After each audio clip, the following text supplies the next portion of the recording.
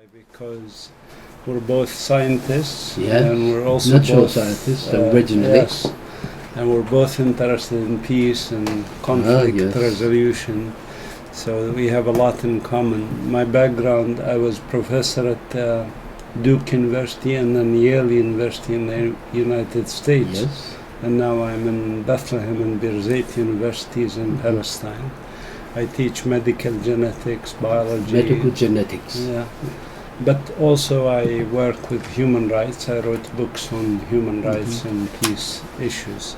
I see. So I'm curious about also how you evolved into your interest from science to social movement. Yes.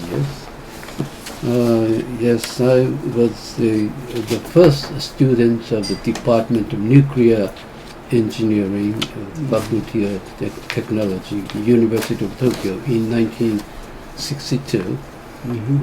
We have no nuclear power stations here in Japan at that time, but I became one of the 15 students of the Department of Nuclear Engineering. I had some dream and hopes about the nuclear power generation at that time, but I learned the radiation protection in the course of the Department of Nuclear Engineering, and I found that the radiation is quite harmful and hurt the lives. So I chose my specialty in radiation protection. There are so many various themes in the Department of Nuclear Engineering, but I chose the radiation protection, which is close relationship with the medical department, the Department of Radiological Health. Yeah.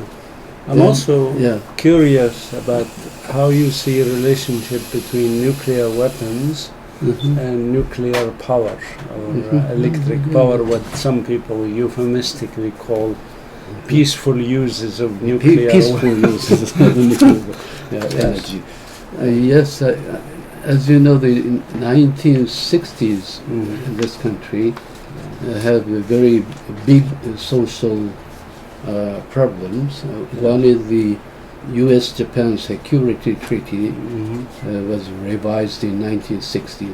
I entered into the University of Tokyo just in 1960, so I was involved in social movement to resist against such kind of governmental policy.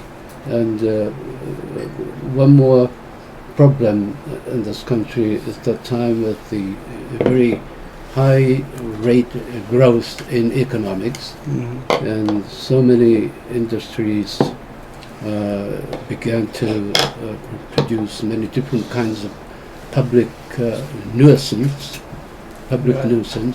environmental problems came out, and the responsibility of scientists and technologists were strictly criticized by the citizens. So I was involved in the social events. And in 1964, you know, the Vietnam War was began by the United States of America by the Tonkin Bay attack. Yeah. And in that Vietnam War, the U.S. used many different kinds of weapons, such as pineapple bombs, nail bomb, or even the chemical cluster bombs. Yeah, of course. And they had a plan to use the nuclear weapon in Vietnam War, B-43 hydrogen bomb, and here in Japan the training was done, carried out in Okinawa. So we know that Vietnam War is a kind of a experimental field of many different kinds of new types of bombs. So I was interested in nuclear weapon at the time, of course. My specialty was nuclear engineering. And I myself was studying the peaceful use of nuclear energy at the time. In late 1960s, I began to think about the safety issues of nuclear power generation and began to know about the risks of nuclear power generation if we built so many nuclear power plants according to the governmental policy. So I became to criticize the governmental nuclear power policy in 1967 probably. And in 1972, it was 41 years ago, I made a very important speech at the Science Council of Japan, that's the official organ of Japanese scientists.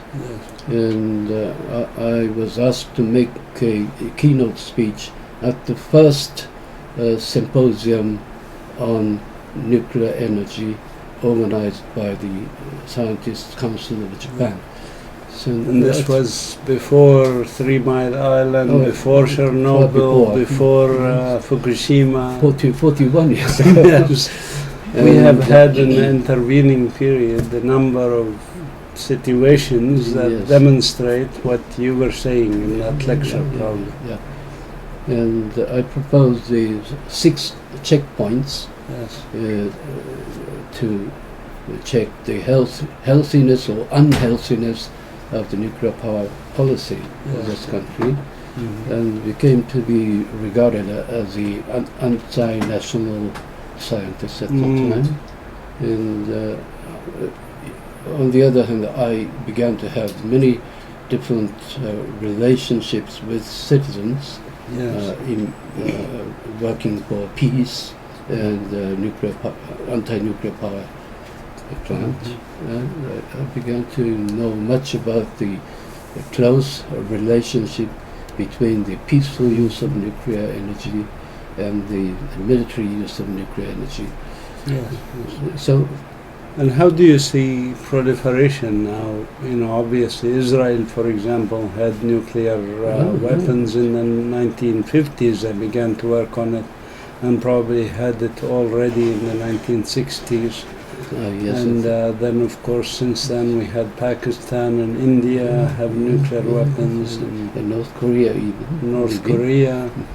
So we have now 9 nuclear power, nuclear country, nuclear nation.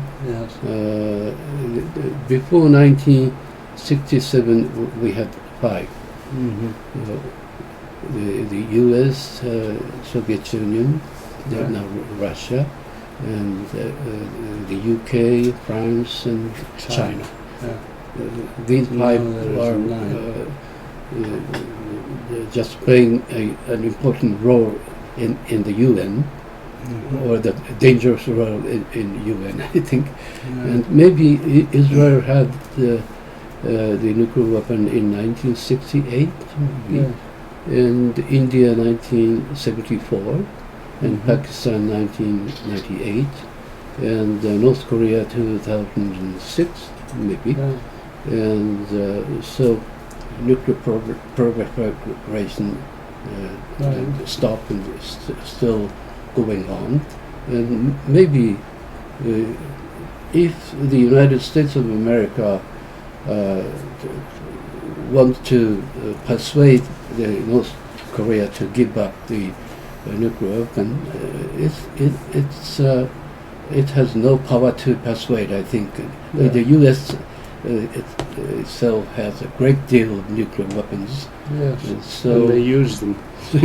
Even use them, So the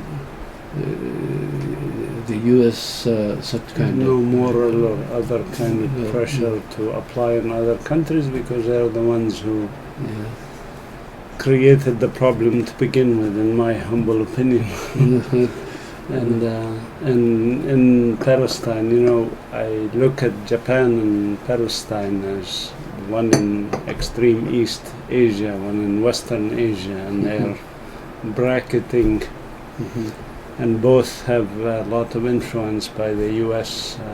And its power, because Palestine, as you know, was transformed to a Jewish state of Israel. And in the process, most of our people were made refugees. We now have 7 million Palestinian refugees or displaced people, which is the largest refugee population after the Second World War.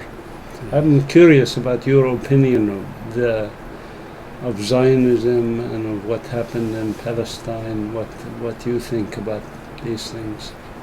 I am now the honorary director of the Peace Museum, the Kyoto Museum for World Peace at Ritsumeikan University. We sometimes try to exhibit things in Palestinian countries, and it is important to introduce what is happening in Palestinian countries. So I would like to continue to do so. If possible, would like to have your cooperation. I would love to cooperate with you. Also get your advice on doing a peace museum in my university, in Bethlehem University, maybe. I think that would be a good collaborative project that we could do together. So this is this is very important. We wrote this Museum for Peace Worldwide 5 years ago in 2008 when we organized the 6th International Conference of Museums for Peace. And how about Israel? And they put Yad Vashem as a peace museum. Yad Vashem is a war museum, in my humble opinion. It is not a peace museum, because Yad Vashem recognizes, of course, the suffering of Jewish people, but it brings the idea that to compensate for suffering, you have to have militarism, you have to have nationalism, you have to have power. Whereas, for example, the peace museums in Hiroshima and Nagasaki, they really talk about peace, for example, and what the importance of peace and resolving conflicts and not starting wars, and de-emphasize nationalism. Yad Vashem and many of those kinds of museums, I think they promote war, because they say we have to have strong nation to prevent this from happening. We have to have nuclear weapons, we have to have weapons of mass destruction, because it's important for us to be very strong so that nobody will cause us suffering. And I think this is not a logical conclusion. Peace can only come from justice, from human rights, from understanding each other, not from military might. And I think you would agree with me on this. So it is not so easy to define what is the Peace Museum. For example, in this list, Dr. Kazuyo Yamane included the Nanjing Massacre Museum. In my opinion, it is not the Peace Museum also. It is displaying the damages they received from the Japanese military forces at the time, but it is not displaying much about peace. So there are so many war-related museums in the world. We know that there are about 200 peace-related or peace-oriented museums in the world, and about 1/3 of them are here in Japan. So Japan has some experience about peace museums, so would like to support you and assist you if you... So how would you define a peace museum? What is the characteristics in a peace museum? What should we... Yes, if we were going to build one in Palestine, for example, what is the key things to bring out? One very important element is to face the past or the reality faithfully. Okay. It's very important, I think. Okay.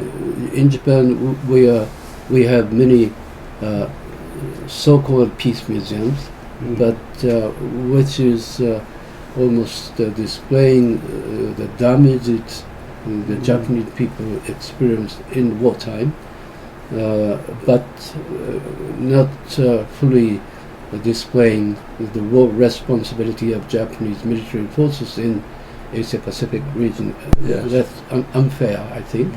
So they have to be honest to history. Yes. So honesty, faithfulness to the past is one of the most important things, I think. Okay. And also in the Peace Museum, it is desirable to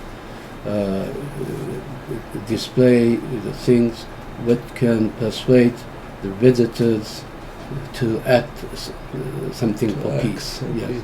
To just encourage visitors to act for peace. Yeah.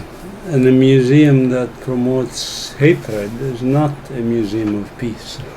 Nanjing Massacre Museum is a kind of the hatred museum, war grudge museum. So it is not so desirable. But we have the cooperation agreement with the Nanjing Peace Museum, and we would like to exchange experiences, ideas with Nanjing Massacre Museum too, to make it better for peace. But it brings an issue for me that's difficult sometimes to think about, which is that the people who talk about peace most are usually the victims, and we Palestinians, of course, have been victims. Native Americans, for example, have been victims, so they talk about peace and they philosophy the people of peace. In Hiroshima too. Yes, and the people in Hiroshima and Nagasaki. The people who are the victimizers, they tend to think of peace in a different way. And I am curious how we can bring those two in some way together, the victim and the victimizer. So perhaps part of the reason for Nanjing, for example, is the victims, they may, but now they are a powerful nation, China, so they don't have to talk about peace because they are very powerful now. And so is there, do you see any kind of relationship between the level of interest in peace and peace discussion? I know I'm playing the devil's advocate here, between the peace advocation or advocating for peace and being the weaker party or the people who basically lost. We lost as Palestinians. So we tend maybe to talk more about peace. And I hope that if we get strong, that we will not stop talking about peace. So you see what I'm saying? So I'm just trying to be like a devil's advocate and ask, how can we take the powerful nation and the powerful country, in America, for example, I lived in America, how can we convince them of the importance of peace? I say, we don't, we have the power, so why should we talk about peace? We can dictate our will. So it is characteristic that the United States of America doesn't have so many peace museums. Yes. They don't need to talk about peace, maybe. They have power. And they don't face up to their past either. There's no, for example, museum for slavery or museum for Native American Holocaust. But there's a museum for Jewish Holocaust in Europe, in Washington, D.C., funded by the U.S. government. So they don't acknowledge their own past of victimizing other people. Yes, maybe 12 years ago I was invited by Montana University, and I introduced about the activities of the Kyoto Museum for World Peace at the time, and I talked to the audience that it is important to face the past faithfully. Then came the question and answer time. Then one of the audience asked me that we American experienced the advocacy or the American government always say that we won the war, won the war, with only one exception of Vietnam War. And he asked me, how can we face the war faithfully in such countries? So I think it's none of my business, but your business, I said there. But most of the American people are very difficult to think about peace or peace museums, just facing the past faithfully. They have been always the winners, so they don't know much about the inhumanity of war. Right. And so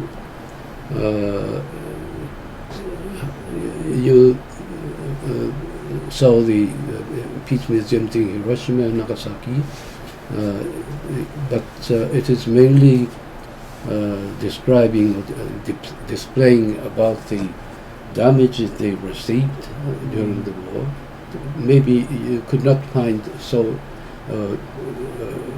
wide wing to describe about the war responsibility of Japan. How did you find that?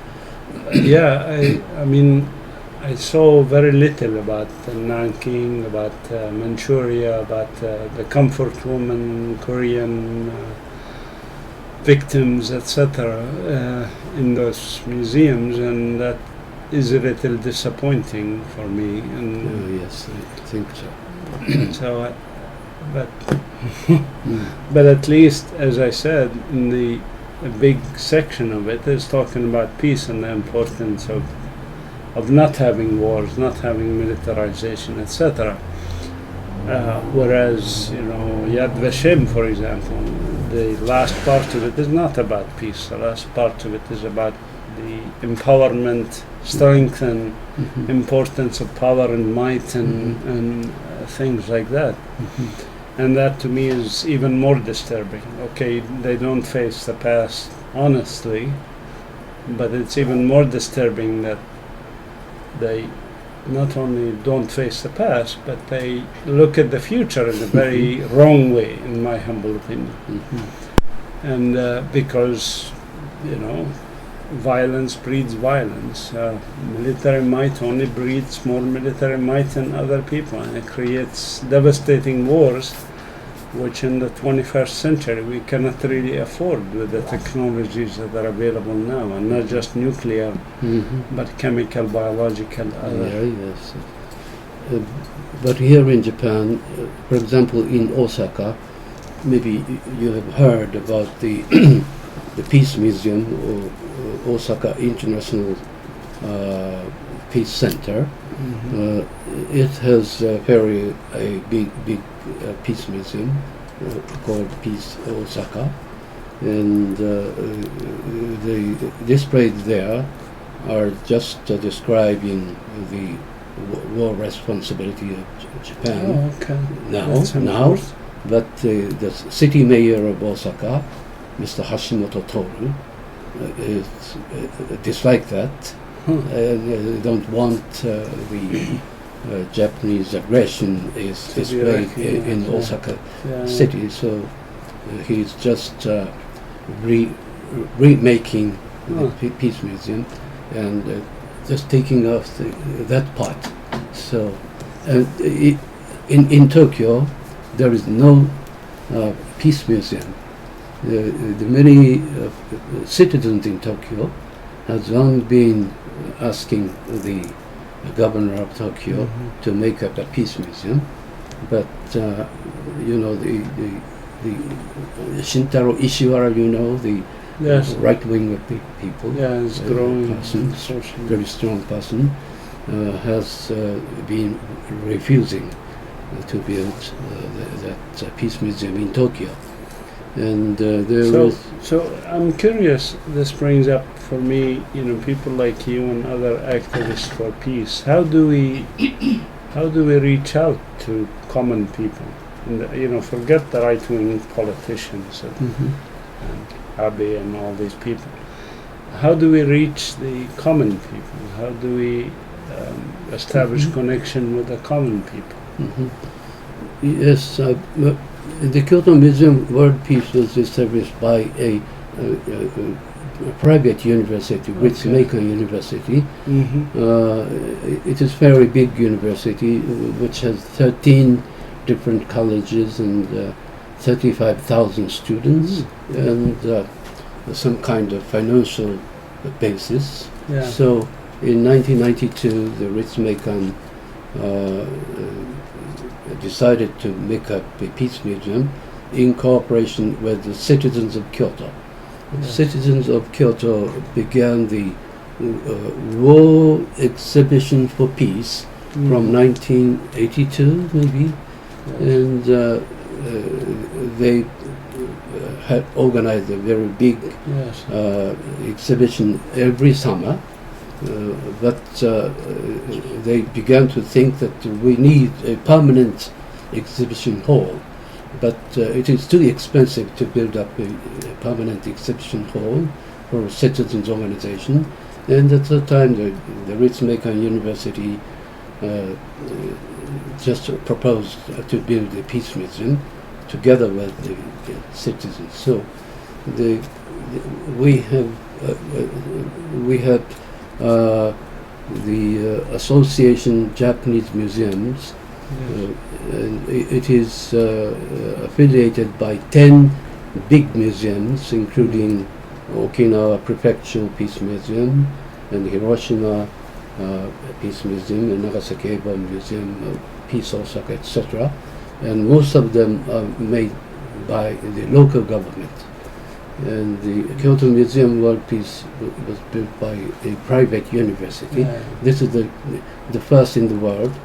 And so it is possible, I think, if we get together the power of the citizens who are hoping to realize peace in this world, to build a peace museum.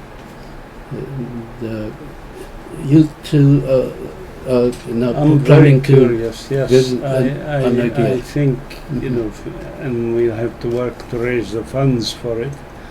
But it would be something, I think, especially being, if we can build it in Bethlehem. You know, Bethlehem is where Jesus was born. That, according to Christian tradition, the Prince of Peace and so forth. We already have a small thing called the Peace Center in Bethlehem, in front of the Church of Nativity, and it's a building that's built on a place that had been ruined 2 times by airplane bombings.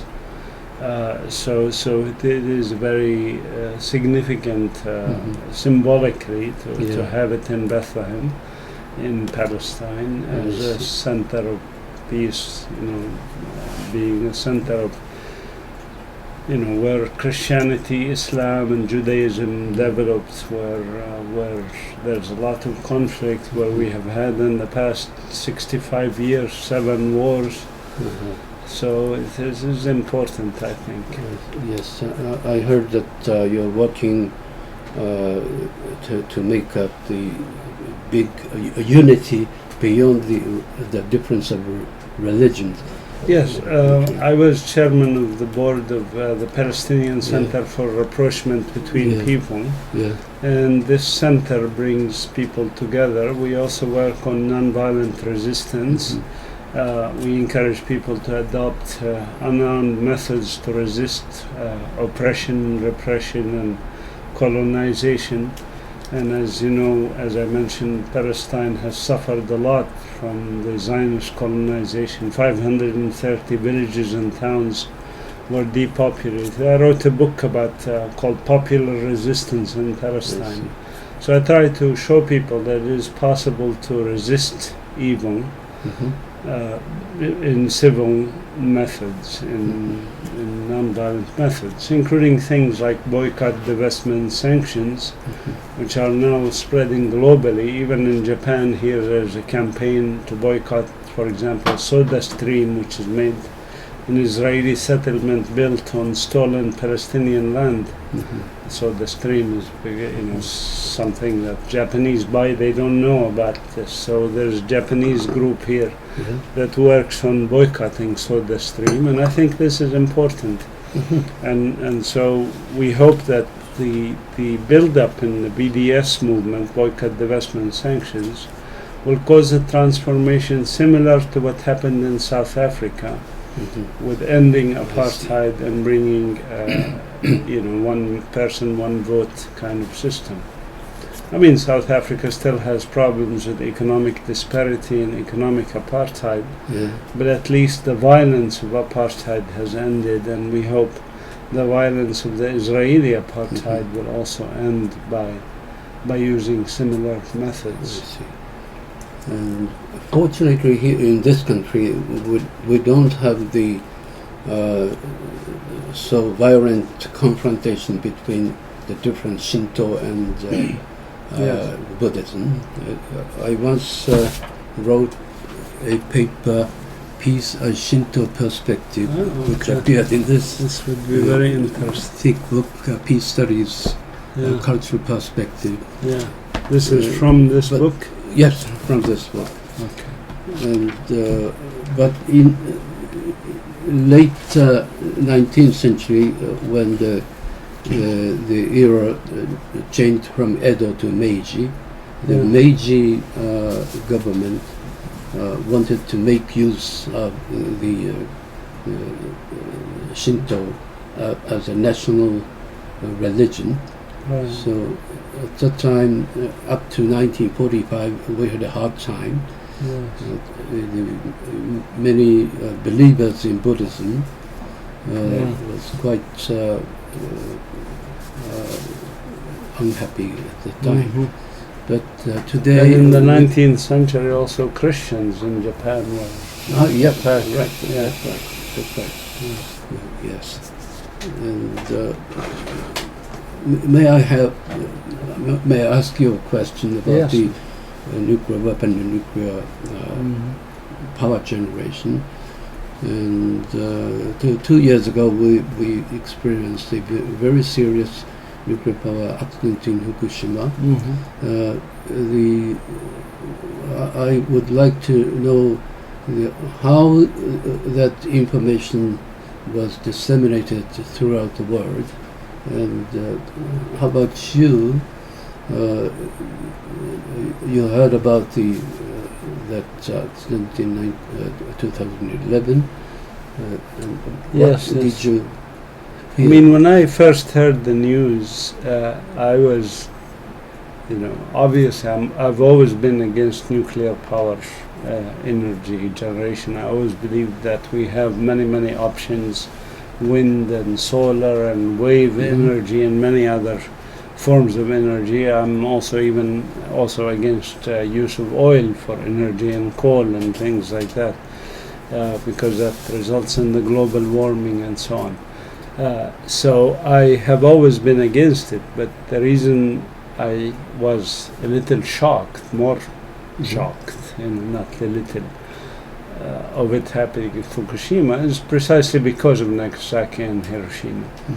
And I could not imagine, how the average Japanese person, especially who knows of the horror of nuclear energy, I thought that would be the end of nuclear use in Japan, to be honest. I'm surprised that 2 years later they still use nuclear, because it seemed to me, psychologically, I could imagine somebody who's seen the images from Hiroshima and Nagasaki and the cancer rates. My field is medical genetics, so I work with cancer, leukemias, lymphomas in children, for example. And Israel, by the way, used depleted uranium in Gaza. Depleted uranium, and that's not really depleted, it's still radioactive. It causes cancer. So I know that cancer rates in Palestine are going up. One of my master's students did a study on the effect of the Israeli industrial settlements on the population. So I know from a scientific standpoint, the effect of these things on the long-term health, not the immediate even situation, but the long-term effect of radiation, pollution, chemical and otherwise. So I imagine that, you know, when people see these things and they see that, and there would be scientific studies that tell them that there will be increase in cancer rates or congenital birth defects, that in Japan they would rise up against nuclear power. And I was surprised that, you know, few people like the activists that we know, and not enough. We need more people involved. And in Palestine, I tell people about these things, and they can connect to them because I can see physically what's happening with Israeli, you know, settlements and industrial pollution and depleted uranium, white phosphorus in Gaza. Chemical, biological, nuclear weapons are just unimaginable, you know, in the 21st century.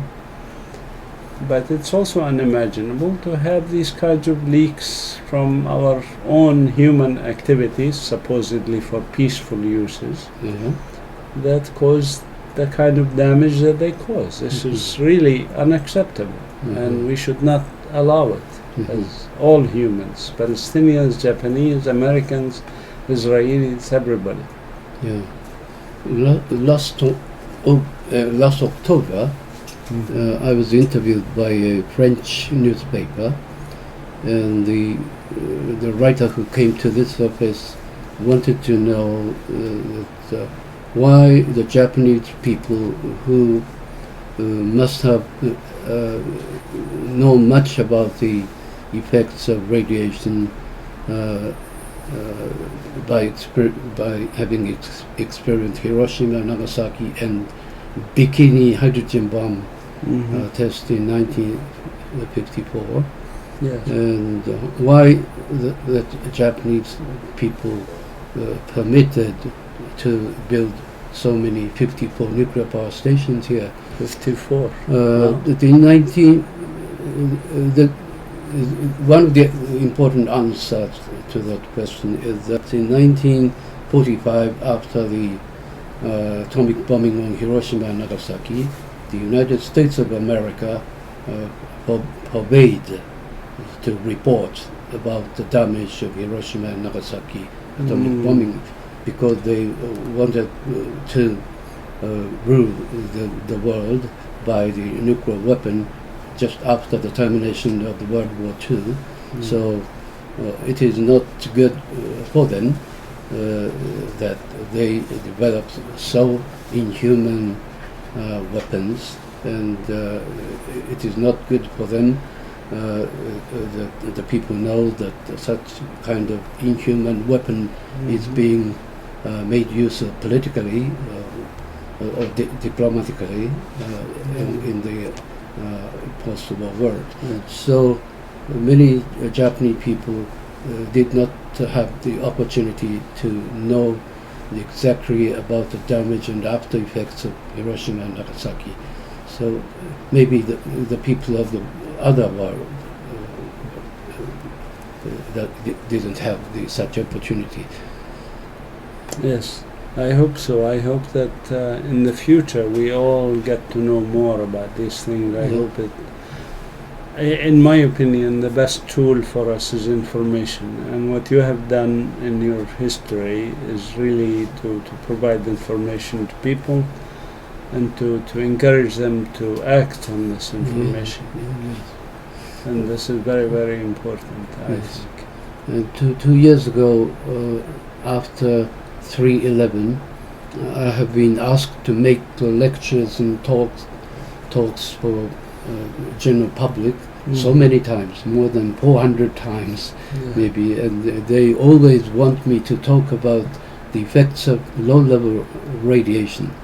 It is of course important, I think, and I talk to them about the low-level effects of low-level radiation, But I think it is more important to know why so many nuclear power stations are here in Japan. Yes.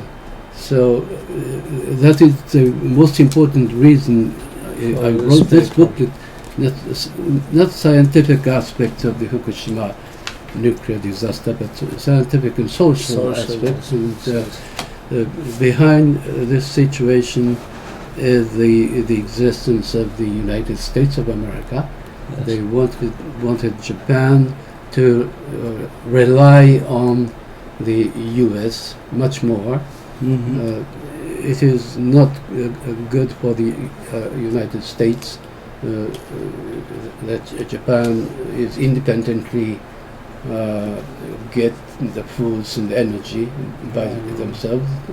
So just after the termination of the World War II, the Japanese power production was made by the water power, the hydraulic power generation, on about 80%, and did not want to develop nuclear power plant. But the United States of America suggested that Japan should develop nuclear power plant in 1954. Since you think this has to do with sanitizing the use of nuclear weapons, is to say, look, there is a good side to this. Mm-hmm. There's a good side to nuclear, so to speak. And so it gives us electricity, we use it for lights, we use it for this. U.S. Even planned to build a nuclear power station in Hiroshima at the time. Yes. That's symbolic diplomacy. But now I am visiting Fukushima every month, and just to scientifically grasp what is happening there. Yes. And I distribute 150 radiation dose meters to the people living in Fukushima, including very young children in kindergarten. And found that the average level of radiation they are receiving from the radio contamination due to that accident is about averagely 1.8 millisievert a year. Fortunately, not so high. By adding the natural radiation dose, we Japanese people are said to receive the natural radiation dose about 2.1 millisievert a year, and if we plus the not 1.8, but 1.8 millisievert due to.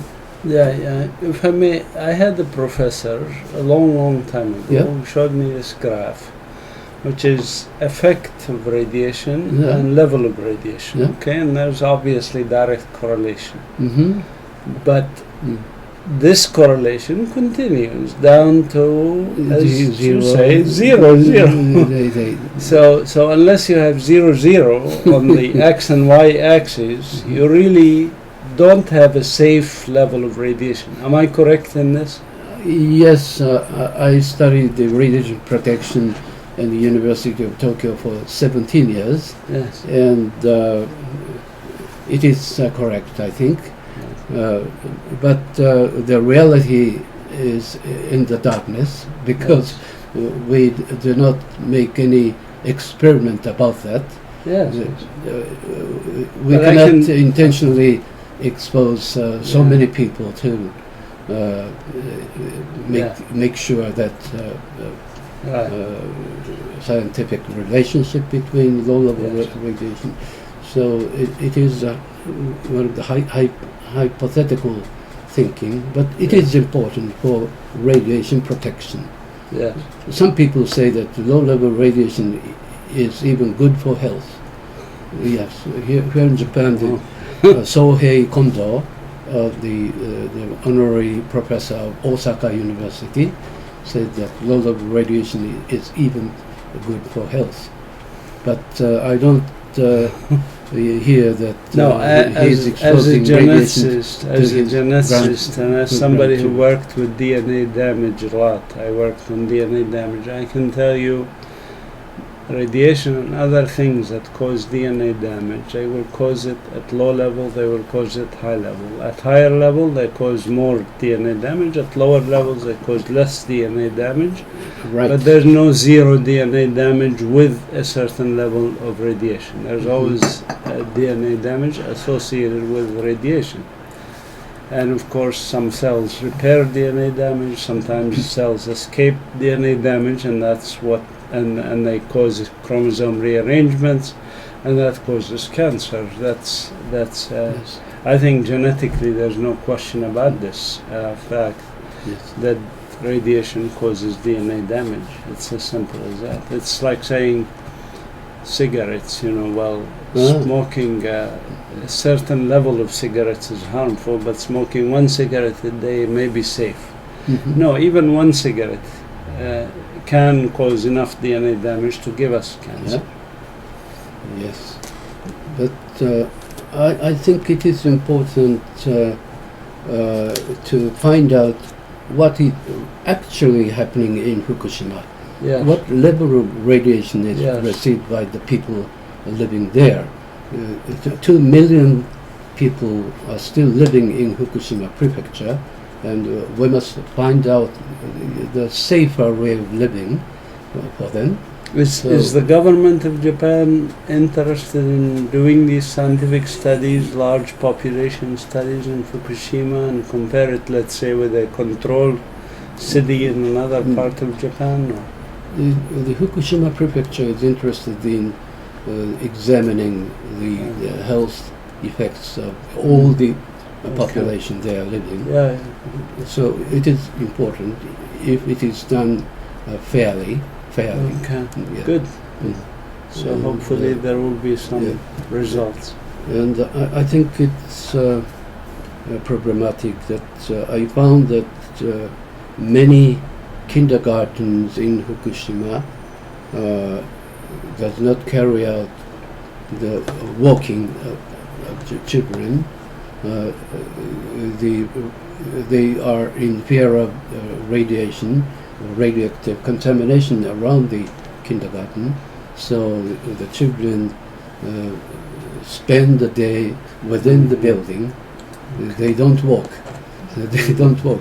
So one of the children who entered into the elementary school this April, he fell down on the ground 3 times before he reached the Because they school. never So walk on the street. they are not the human being. So it is my duty to find out a safer way around the kindergarten. Yes. And propose them. And also, you went to Hiroshima and Nagasaki this time. That is the first time for you? Yes, to first Hiroshima, time. Nagasaki. And did you find something different from you imagined before you came to Japan? Well, I mentioned even in my talks in Hiroshima and Nagasaki that when I was in the United States, for example, we did commemorations on August 6 and August 9 for Hiroshima and Nagasaki against nuclear weapons and so forth. But doing these commemorations outside is not the same as visiting, and so I encourage everybody to go visit these sites, because emotionally it was very, very touching for me. It's not the museum, or it's just being in the city, When we lay down in Hiroshima, at the moment 8:15, we lay down, and I look at the sky and I could imagine nuclear. So it's very different, and it's emotionally very powerful. Touched me to my core, to be honest. And I still, you can see I get teary because I cannot imagine that humans would do this to fellow human beings. The other thing is, in the museum there are some pictures of burned people, and there's a picture of a burned child who, with his back burned, and the expression in his face, to me is very powerful because it also reminded me of the expression of a Palestinian child in Gaza who was burned with white phosphorus. And the same expression on the face, the pain, the question, why? Why? Why these children have to suffer? So I think this is what is different to visit the place than to. So I encourage people to always go to different countries, interact with different people, because their experience direct is much more powerful. Yes. There was the city mayor of Nagasaki named Icho Ito.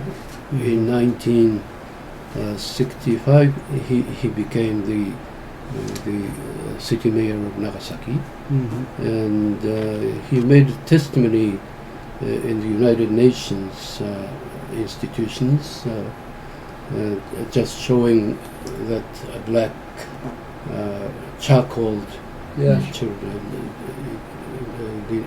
to show how inhuman the nuclear weapon is. Right. But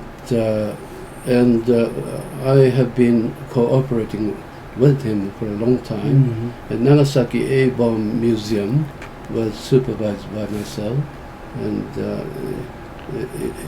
he and I are a good friend to make cooperation for peace. But 7 years ago, he was shot and died. And, shot by the right-wing people. Shot and killed. And in the Kyoto Museum for World Peace, we have a small corner to exhibit about his death. So, have you been to Kyoto Museum for World Peace? Not yet. Not yet. You don't have time? I don't know. Today or tomorrow? 今日は何曜日？今日は休みか。今日休み。今日は休みか。Day off today. We have a small wing to display about the Palestinian post-struggle, and so it is. Well, I thank you for your time with me. It has been very important, and I will read those, and I will certainly reflect more, and hope we can cooperate. Actually, as I said, to do something positive, to change views of people, and to advance peace. It is no longer, by the way, an option. In my humble opinion, it's an existential struggle for humanity. We either all live together or we die together. There's no third option. It's not a win-lose. Right. We either lose-lose or win-win. Right. And could I finally ask you, it should be the first question, why you decided to leave the United States of America and become a new life in Palestine? Well, I'm Palestinian. My wife is actually Chinese American. We met in the United States. And I consider myself a global citizen, a world citizen. I do not consider myself a nationalist in any way, shape or form. And I think it's important to work for human rights and justice, whether in Japan, in Palestine, in the United States, in Europe, anywhere else in the world. And when I was in the US, we worked for these issues. I was an activist in the anti-apartheid struggle in South Africa. I was an activist against nuclear proliferation and things like that.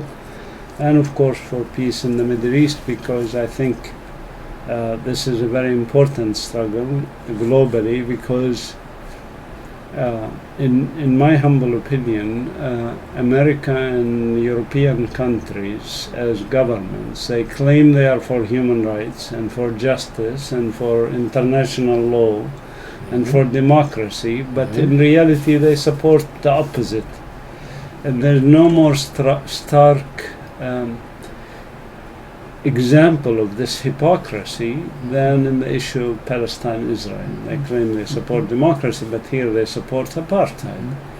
So Palestine is like the Achilles heel of this hypocrisy, in my opinion.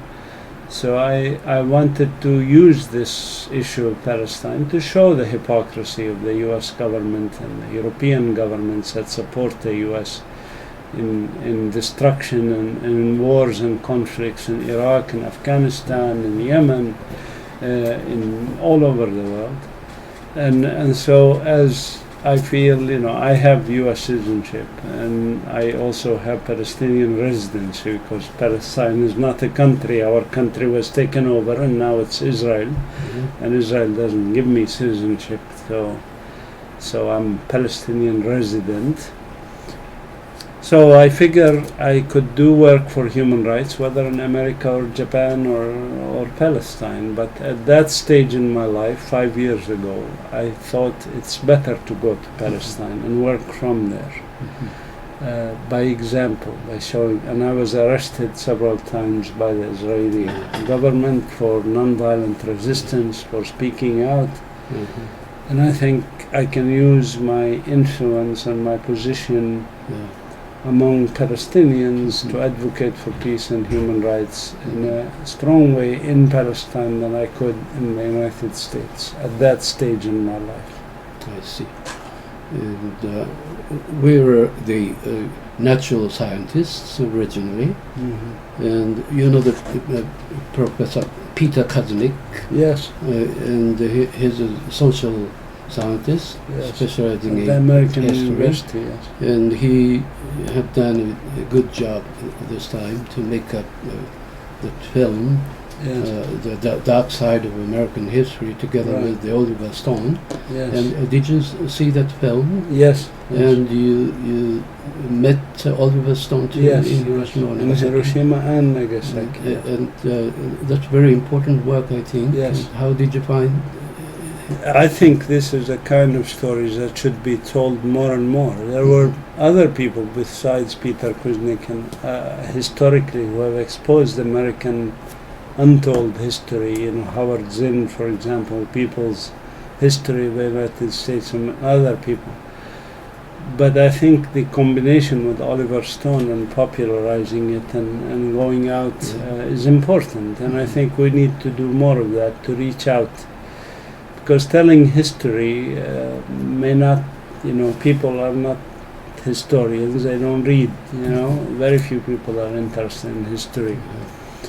And I think we need to make them interested in history, because without understanding the real history, as you said earlier, being faithful to history, if we are not faithful to our histories, we tend to repeat the same mistakes.